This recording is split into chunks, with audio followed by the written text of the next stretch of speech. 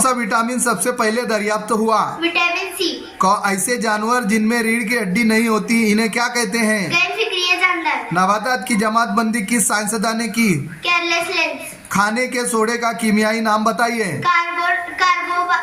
Sodium bicarbonate. जब हम पानी पीते हैं तो कौन सी नाली खुद ब खुद बंद हो जाती है? सांस की नली। मोटर गाड़ियों से कौन सी गैस खारिज होती है? CO2। कौन सी चीज है जिसको पानी में डाले तो आग लग जाती है? सोडियम। इंसानी जिस्म के दो ऐसे आज़ा के नाम बताइए जो कभी आराम नहीं करते। दिल और गुर्दा। दूध देने वाले जानवरों में सबसे कम दूध कौन देता है? हाथी। कछुए की औसत उम्र तकरीबन कितने साल होती है? 120 साल।